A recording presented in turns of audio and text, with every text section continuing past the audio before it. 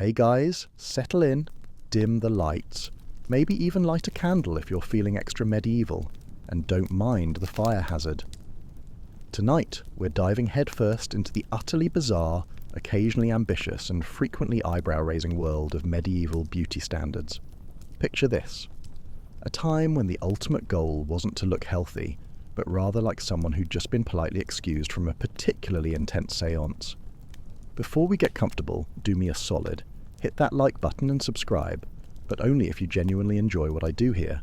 No pressure, no guilt trips, just good vibes and questionable historical hygiene. And hey, drop a comment below telling me where you're tuning in from and what time it is for you.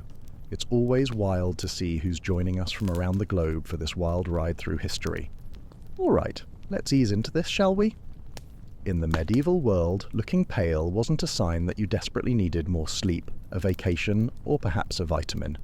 Oh no, it was a fashion statement, a social flex, a silent announcement to the world that screamed, "I am too rich to ever see the sun, thank you very much." Think about it.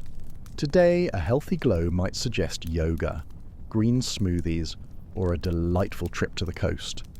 In the Middle Ages, tan skin meant you were working outside. Working outside meant you were poor, and being poor meant, gasp, manual labour. And let me tell you, nothing said not beautiful in the 14th century like knowing how to milk a cow. So, the paler you were, the higher your perceived status. And when we say pale, we don't mean a soft, angelic ivory. We're talking translucent porcelain with vascular undertones. Skin so light it looked like you might have been recently startled by a ghost, or more likely, were a ghost. Of course, nature doesn't always cooperate, especially if you were born with an actual working circulatory system. So, people helped it along.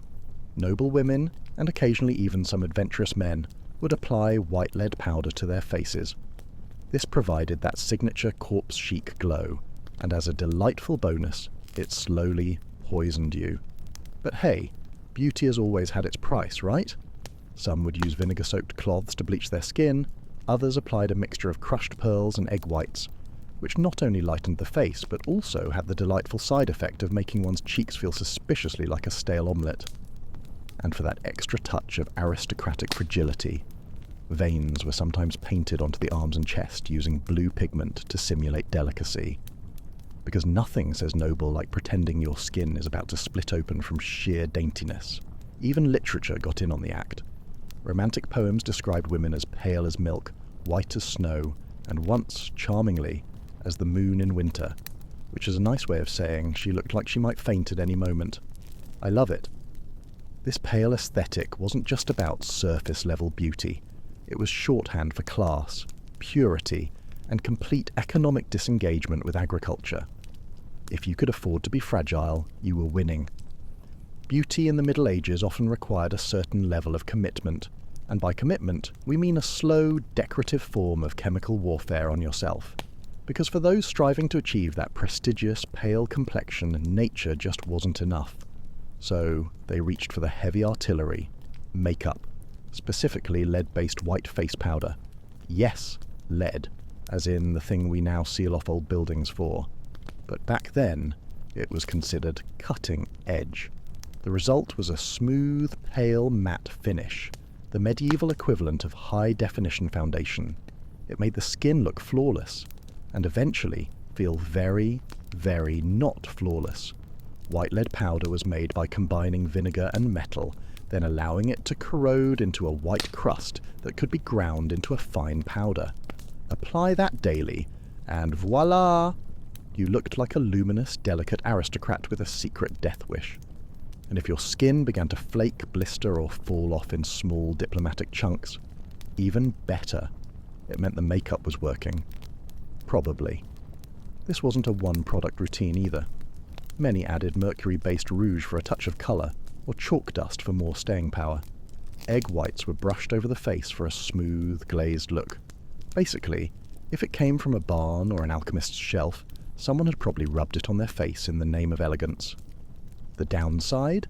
Other than the obvious slow poisoning, lead-based products caused everything from chronic fatigue and skin ulcers to hair loss and premature death.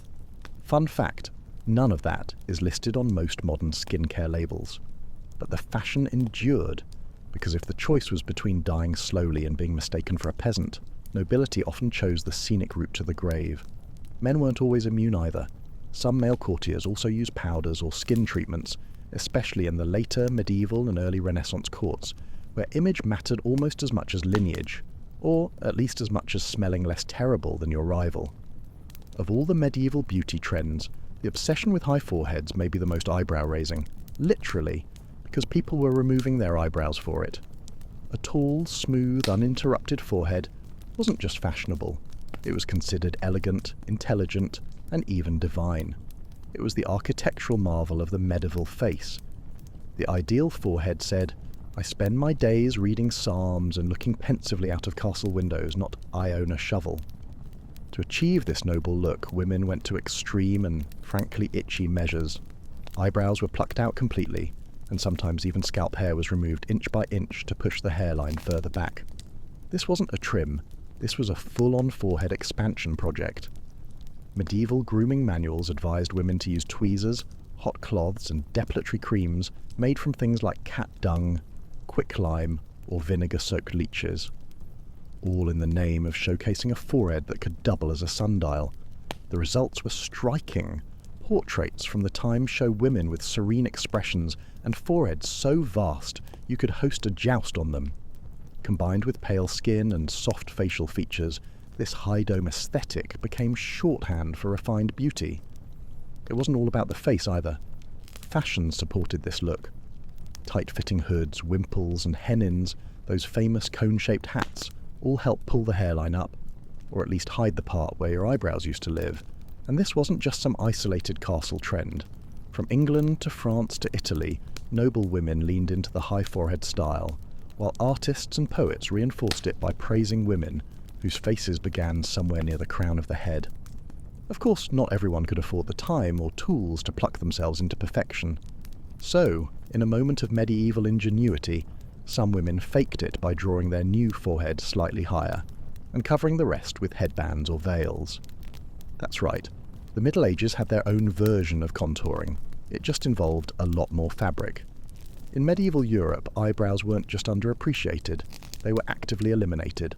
Modern trends may celebrate bold brows, feathered arches, and TikTok tutorials, but in the 14th and 15th centuries, eyebrows were seen as unnecessary facial clutter. To achieve the ideal look, women plucked their eyebrows into near non-existence or erased them entirely. Why? Because a bare, smooth forehead was considered elegant and refined, and any sign of actual hair growth interrupted the aesthetic. Eyebrows were basically seen as stubborn weeds on the garden of the face. Some went even further and shaved the brow area completely, ensuring that not a single strand interfered with their alabaster, high-domed glory. It's the sort of commitment that would make modern beauty influencers blink twice, mostly because there were no brow pencils to draw them back in. To remove the brows, medieval women used tweezers, wax, pumice stones, or for the especially brave, mixtures containing quicklime, vinegar, or arsenic. Yes, arsenic. Because nothing says dedication to your look like risking mild facial melting. This was more than just a passing fad. Art from the period, from illuminated manuscripts to oil portraits, confirms the trend. Noble women are frequently depicted with smooth foreheads and expressionless eyes framed by nothing but skin. The result is either serene or slightly alien, depends on the lighting. Interestingly, the no-brow trend wasn't entirely uniform. In some parts of Europe, thin or lightly arched brows persisted, especially as influences from the Middle East and Byzantine Empire filtered through trade and war. But, by and large, the message was clear. If people can see your eyebrows, you're doing it wrong. And this wasn't just for women. Men, especially those close to court life, occasionally trimmed or groomed their brows as part of a larger aesthetic of refinement, though full removal was rare among males, unless they'd lost them in a particularly heated theological debate.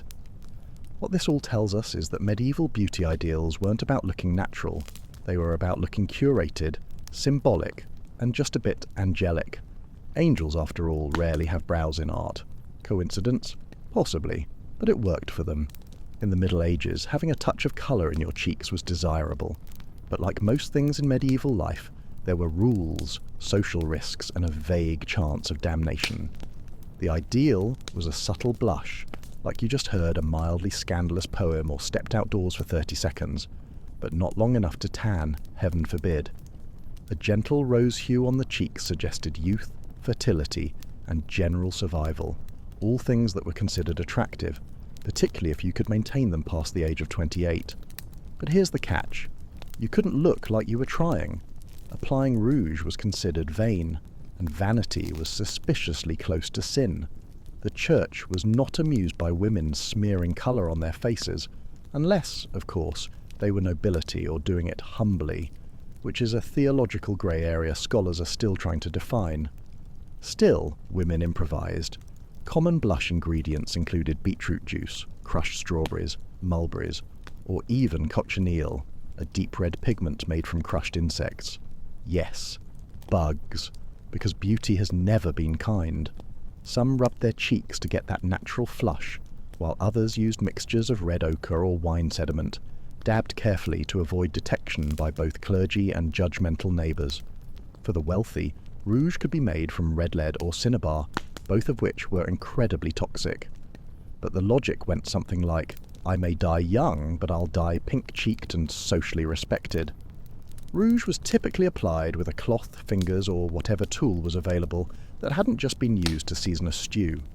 Mirror access was limited.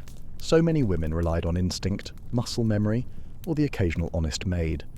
Of course, if your blush was too visible, you might be accused of imitating prostitutes, or worse, French courtiers. The horror. The goal was always modest enhancement, not theatrical statement, and if someone complimented your glow, you were expected to deny everything and mutter something about the wind. Even nuns occasionally wore a touch of rouge, discreetly and supposedly only on feast days. Because nothing says, I serve the Lord, like a tasteful dab of beetroot behind the cloister. In medieval Europe, if your hair didn't look like it had been kissed by holy light or stolen from a bottled angel, you were already starting from behind. Blonde hair, in particular, was the medieval gold standard.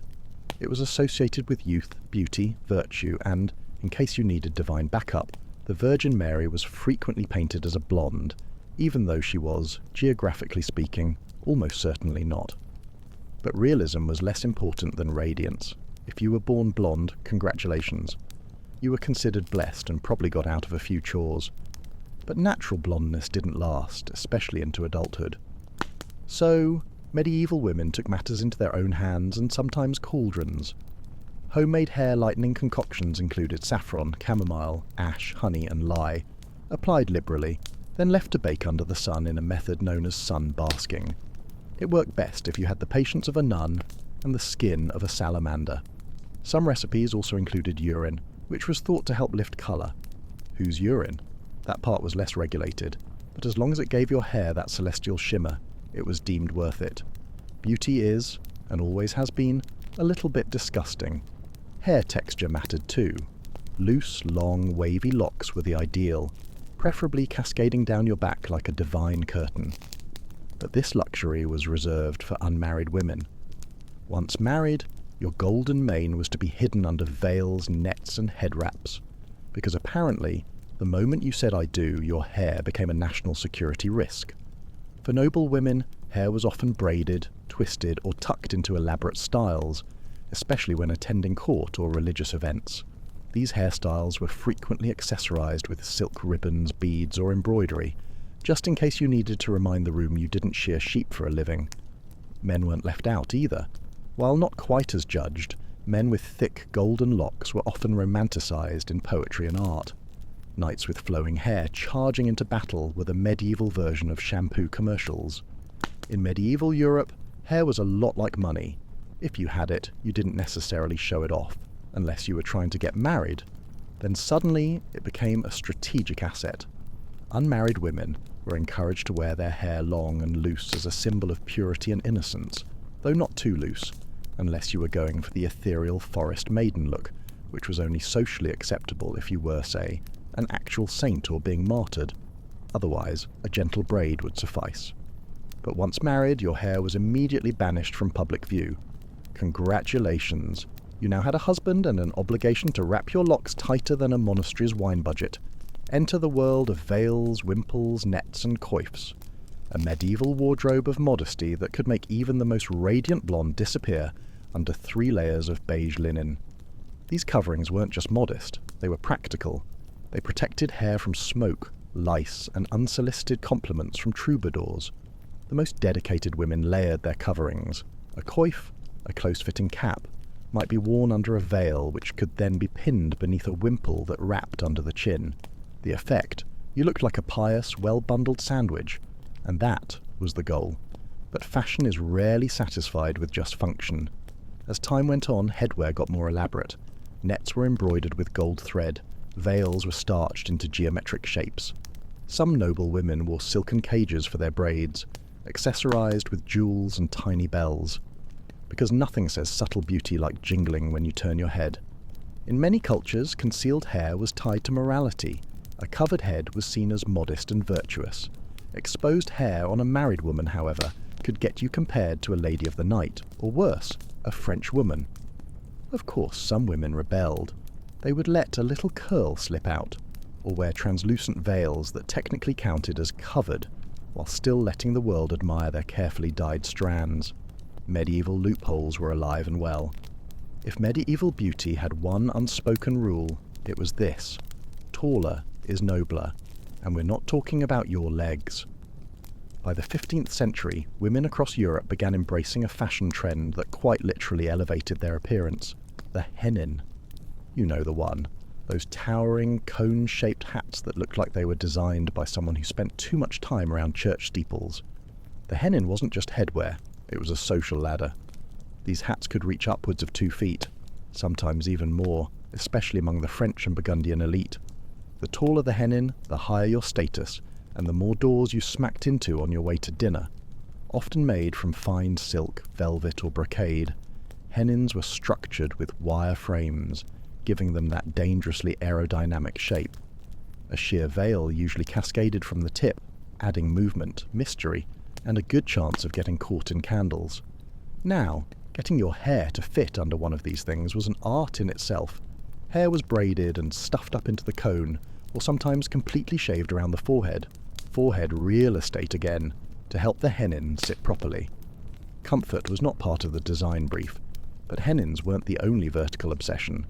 Some women wore heart-shaped escoffions, which looked like 2 croissants glued to either side of the head, or butterfly hennins, where veils were spread out like wings.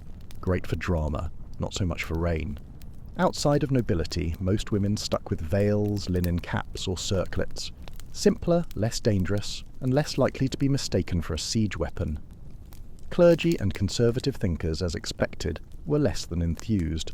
They warned that such ostentation invited vanity, sin, and possibly neck strain. Still, hennins remained popular among those who could afford them, much like most terrible but fashionable ideas throughout history. And while men didn't wear towering cones, they had their own style statements. Think feathered caps, fur-trimmed hoods, and pointy shoes that could double as fencing equipment. In medieval times, a woman's ideal body wasn't meant to be athletic, curvy, or toned. No, the goal was to appear delicate, demure, and possibly recovering from a fainting spell. The ideal figure was slim, soft, and slightly ethereal, like someone who lived on honey water and courtly poems. Medieval beauty manuals didn't advise women to build strength or endurance. The only lifting expected of you was lifting your veil in a flirtatious gesture before swiftly looking away, and maybe swooning. But this wasn't about looking sickly, at least not obviously. The sweet spot was somewhere between too weak to carry a bucket and still able to play the lute while sitting gracefully. A willowy figure was associated with nobility because, of course, if you were working, you'd have broader shoulders, stronger arms, and the misfortune of muscle tone. The emphasis was on a narrow waist, soft curves, and a general air of spiritual exhaustion. Waistlines on dresses were often cinched just below the bust, an early version of the empire waist, to elongate the torso and give the illusion of height and fragility. And if that illusion needed help, tight lacing was available. Not quite corsets, those came later, but tightly bound kirtles and girdles did the job just fine. Being too thin, however, wasn't the goal either. In times of famine or plague, being very thin was a red flag, as in, that person might be actively dying. A small hint of roundness, particularly in the face or hips, was considered healthy and fertile. Basically, if you looked like you could survive winter and still be poetic, you were in the sweet spot. Diet advice from the time wasn't exactly balanced. Beauty manuals recommended things like eating fennel for digestion, rose petals for breath, and drinking wine to improve complexion. Protein only if it still had a feather attached. Men, on the other hand, were allowed to have more substance, broad shoulders, strong legs, and the ability to carry a sword without toppling over. But even then, nobility preferred a lean frame with refined posture, not brute strength. In the Middle Ages, a woman's eyes were her silent power. The medieval version of sending a flirty emoji, only with more spiritual implications and slightly less blinking. The ideal medieval eyes were large, clear, and soulful, the kind that seemed to whisper, "I'm full of virtue and maybe just a hint of melancholy." Think of eyes that looked as if they had personally witnessed the fall of man and were still politely recovering. Poets of the period couldn't get enough of them. They described eyes as luminous orbs, dewdrops of heaven, or pools of pure devotion. What they rarely said was bloodshot, allergy-ridden, or "I was up all night churning butter." Light-coloured eyes, blue or grey, were often idealised in Northern Europe, associated with innocence, purity, and the general assumption that you hadn't seen too many disturbing things, or at least pretended not to. In Southern Europe, darker eyes were admired too, especially if they came paired with a noble lineage and a good dowry. Enhancing the eyes was challenging. There were no medieval eyeliner pens, just charcoal soot and optimism. Some women dabbed a little black powder around the lashes to make the eyes look bigger, risking irritation, blurry vision, or starting the world's first accidental smoky eye. But most women relied on nature and strategic lighting. Want to look more wide-eyed? Stand near a candle? Want to look virtuous? Look downward at all times, even if you trip over the cat. Interestingly, slightly teary eyes were admired.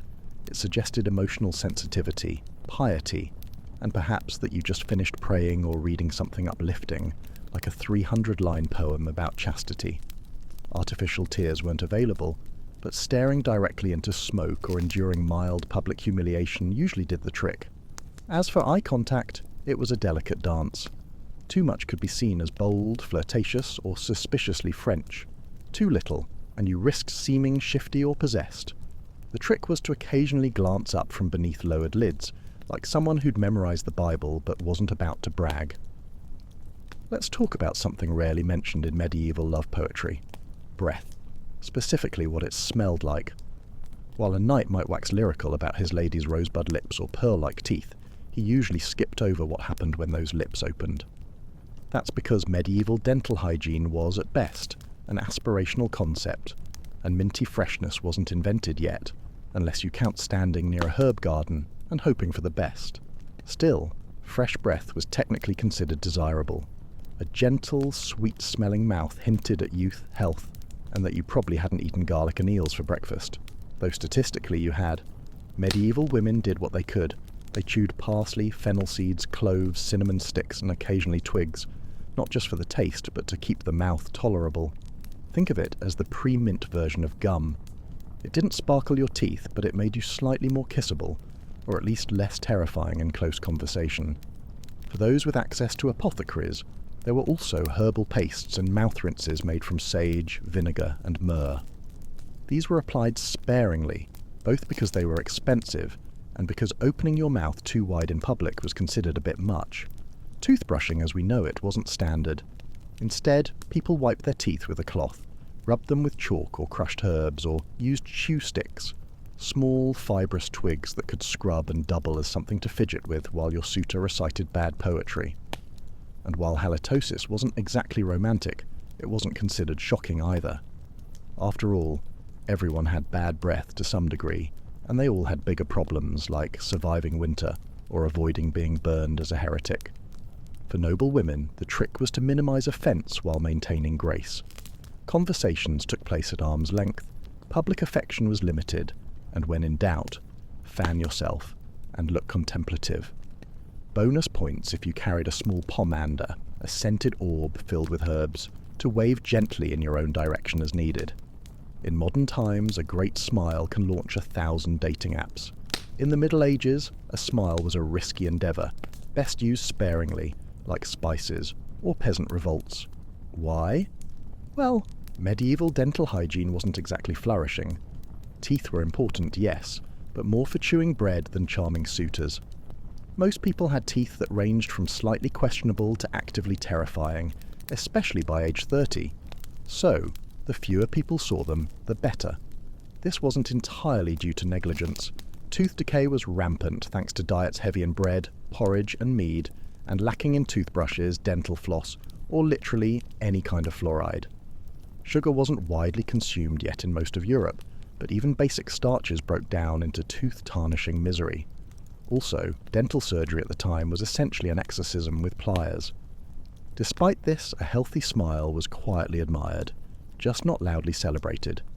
White, even teeth were rare and seen as a mark of youth and fortune, and perhaps a miracle. But people weren't going around flashing big, toothy grins like medieval toothpaste commercials. In fact, a demure, closed-lip smile was far more fashionable. Think, I might be contemplating a sonnet, rather than, I'm thrilled to be here. Some women even used powders made of sage, salt, or ground-up coral to try and clean or whiten their teeth. These methods were mildly effective and mostly abrasive. Imagine brushing with sand and hoping for the best. But overall, teeth were tolerated, not flaunted. Medieval art, for instance, almost never depicts open-mouthed smiles. Even saints and angels usually keep their mouths politely closed, as if they too were quietly aware of the risks of showing molars. Men weren't immune either. A knight might win the heart of a lady with his bravery and chiseled jawline, but no ballad ever included the line, his pearly whites gleamed like ivory. There's a reason troubadours sang about eyes, hair and hands, not breath and bite alignment. When it came to medieval beauty standards for men, the expectations were oddly specific. You didn't need to be chiselled like a Greek statue, but you also couldn't look like you'd just fallen off a hay cart. The sweet spot was somewhere between ready to joust and could write a poem about jousting without actually doing it. The ideal man was tall, lean, broad-shouldered, and very importantly nobly unbothered. Not overly muscular, that suggested labour, but not soft either. That suggested laziness or too much mead. You wanted to look like you could swing a sword, but only if the squire was busy. A defined jawline, high cheekbones, and a straight nose were all considered attractive. Think prince in an illuminated manuscript rather than village strongman. A well-groomed beard or a smooth, clean-shaven face was acceptable, depending on the region and era, but either way, it needed to look intentional, not like you'd been lost in the woods for a week. Hair was typically shoulder-length and styled, especially for noblemen. Curls were in fashion in many courts, especially if they occurred naturally or looked like they did. Some men even used curling irons, yes, really, small heated rods, or herbal rinses to enhance texture and shine, because nothing says I am above manual labour, like sitting for 45 minutes while your page boy styles your fringe. Clothing played a huge role in enhancing the male silhouette. Padded shoulders, cinched waists, and fitted tunics helped create the ideal body shape, with extra emphasis on posture. A nobleman did not slouch, he glided, often with a hint of disdain. And if a man did happen to be naturally muscular, that was fine, as long as he wasn't caught actually working with those muscles. Fighting in wars was acceptable, hauling barrels was not. Above all, the look was effortless. You weren't supposed to try to be attractive, you were simply born noble, and that alone made you appealing. A kind of medieval version of hot without trying, except, instead of a gym membership, you inherited land and a falcon.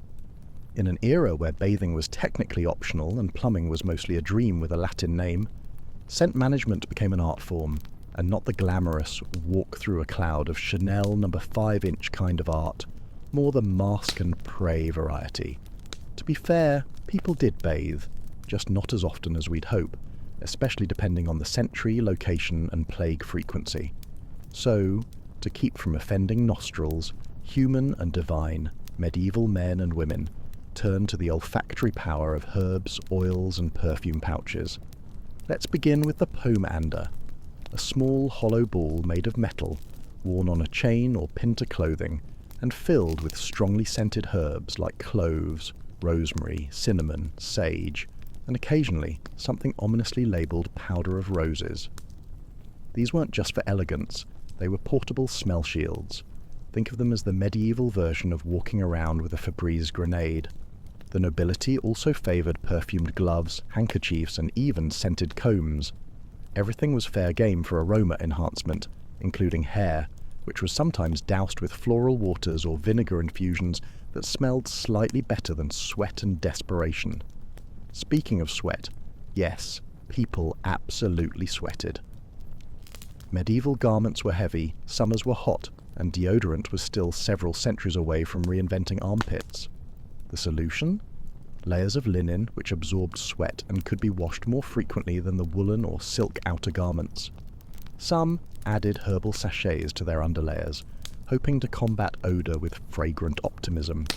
Bathhouses were a thing, especially during the early medieval and late medieval periods, but access varied wildly. The church eventually frowned upon communal nudity, which really put a damper on hygiene enthusiasm. So many turned to dry bathing, which is exactly as unrefreshing as it sounds. Wiping yourself with a cloth, then spritzing on scented water and pretending that counted. And then there were the overachievers, people who kept flower petals in their shoes or stuffed herbs in their bed linens, to smell vaguely like someone who had recently seen a garden. In medieval Europe, beauty wasn't just skin deep, it was morally loaded. A well-composed face could be a divine blessing, a social weapon, or a trap set by the devil himself. Sometimes all three before breakfast. To be beautiful was to walk a very fine line. On one hand, physical beauty, clear skin, symmetrical features, a pale complexion, was considered a sign of virtue. If you were lovely, it meant you were blessed, possibly chosen by God, or at the very least, unlikely to steal sheep. Poets, preachers, and painters alike described beauty as evidence of a pure soul. But there was a catch. If you knew you were beautiful, or worse, if you used that beauty to your advantage, you immediately became suspect. Vanity was a sin, remember? And showing too much interest in one's appearance hinted at pride, seduction, or worst of all, French tendencies. Medieval sermons warned that women's beauty could tempt men into sin, which of course was entirely the woman's fault. Eve set a precedent, and medieval Europe ran with it for a solid 1,000 years. A woman wearing makeup, showing a bit of hair, or fluttering her lashes at the wrong night could easily find herself accused of being everything from immoral to outright demonic. Some even believed that beauty could be an illusion, a sorceress's disguise, a glamour conjured by witches to lead righteous men astray. This may sound dramatic, but remember, this was a time when bad weather could get you burned at the stake. Conversely, those who were plain or ill-featured were sometimes assumed to be morally deficient or just unfortunate. The idea that outward appearance reflected inner character wasn't just popular, it was doctrine in some circles. Beauty meant grace, ugliness meant punishment, illness, or divine disappointment. Of course, all of this made things spectacularly confusing. Be beautiful, but don't try too hard. Glow with virtue, but not so much that it looks like pride. And above all, never look more attractive than the local lord's wife. That was a one-way ticket to a silent convent or an unusually convenient illness. So, in the end, medieval beauty standards weren't just about aesthetics. They were a full-blown moral tightrope, balancing vanity, virtue, and whatever powdered lead was left in your makeup kit.